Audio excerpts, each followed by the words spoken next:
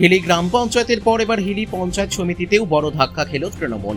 সোমবার দুপুরে বালুরঘাট মহকুমা শাসকের দপ্তরে গিয়ে পঞ্চায়েত সমিতির সভাপতি সহসভাপতি সহ মোট 6 জন তৃণমূল সদস্য নিজেদের পদ থেকে ইস্তফা জমা দেন। একসঙ্গে এতজন সদস্যের পদত্যাগে হিলি পঞ্চায়েত সমিতির বোর্ডের ভবিষ্যৎ নিয়ে রাজনৈতিক মহলে জোর চর্চা শুরু হয়েছে। হিলি পঞ্চায়েত সমিতিতে মোট 14টি আসন রয়েছে। 2023 সালের পঞ্চায়েত নির্বাচনে তৃণমূল 11টি, বিজেপি 2টি এবং সিপিআইএম 1টি আসনে জয়ী হয়েছিল।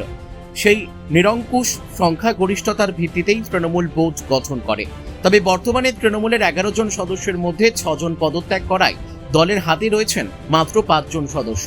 অন্যদিকে বিজেপির 2 জন এবং সিপিআইএম এর 1 জন সদস্য রয়েছেন। ফলে আগামী দিনে বাকি 5 তৃণমূল সদস্য কি সিদ্ধান্ত নেন তার উপরই বোর্ডের ভবিষ্যৎ অনেকটাই নির্ভর করছে বলে রাজনৈতিক মহলের মত।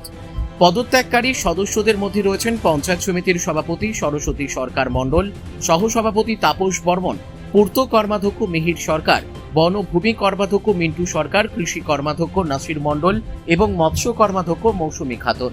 ইস্তফা পত্রে প্রত্যেকেই ব্যক্তিগত কারণের কথা উল্লেখ করেছেন। উল্লেখ্য, রাজ্যে সরকার পরিবর্তনের পর থেকেই জেলার বিভিন্ন পঞ্চায়েতে পদত্যাগের ঘটনা সামনে আসছে। কয়েকদিন আগেই হিলি 1 নম্বর গ্রাম পঞ্চায়েতের প্রধান ও উপপ্রধান পদত্যাগ করেছিলেন। সেই ঘটনার রেশ কাটতে না কাটতেই এবার হিলি পঞ্চায়েত সমিতির 6 জন তৃণমূল সদস্যের একযোগে ইস্তফা নতুন করে রাজনৈতিক জল্পনা উস্কে দিয়েছে। আজকে হিলি পঞ্চায়েত সমিতির সভাপতি সহসভাপতি সহ প্রায় 6 জন মতো ইস্তফা দিলেন। কি বিষয়টা, কেন, কি মনে করছেন এই ইস্তফা দেওয়া?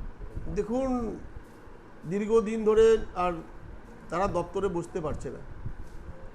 দ্বিতীয়ত, কাজ করতে গেলে তাদের অভিভাবকহীন হয়ে পড়েছে, তাদের মাথা বল কেউ নেই।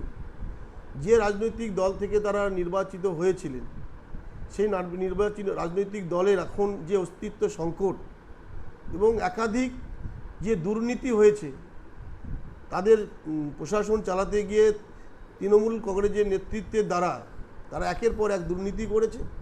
আজকে সমস্ত দুর্নীতি তাদের উপর পড়ছে। তারা স্পষ্ট বুঝতে পারছে যে নেতারা সব আস্তে আস্তে সরে যাচ্ছে, আর মানুষের কাছে তারা আজকে খারাপ হয়ে যাচ্ছে, জনপ্রতিনিধিরা। সেই কারণে নিজেদের আত্মসম্মান বাঁচাতেই আমার মনে হচ্ছে তারা পদত্যাগ করছে। স্বাভাবিক এটাই ছিল, এরা যদি এরপরেও যদি সেই ক্ষমতায় থাকে আর একে একে দুর্নীতি যদি বেরোতে শুরু করে, তাহলে এই দুর্নীতির দায় সমস্ত তাদের ঘাড়েই পড়বে। তো যারা বুঝতে পারছে যে আর আমাদের দ্বারা এই প্রশাসন চালানো সম্ভব নয় বা মানুষের জনগণের সেবা দেওয়া সম্ভব নয়, তারা স্বেচ্ছায় পদত্যাগ করছে। কতজন করেছে বলে আপনার খবর আছে? আমি এখনও পর্যন্ত জানতে পারলাম সেখানকার সভাপতি, সহকারী সভাপতি সহ আরও 4 জন, টোটাল 6 জন সেখানে পদত্যাগ করেছে। হিলি থেকে মান্টি সিং এর রিপোর্ট, পুলিক নিউজ।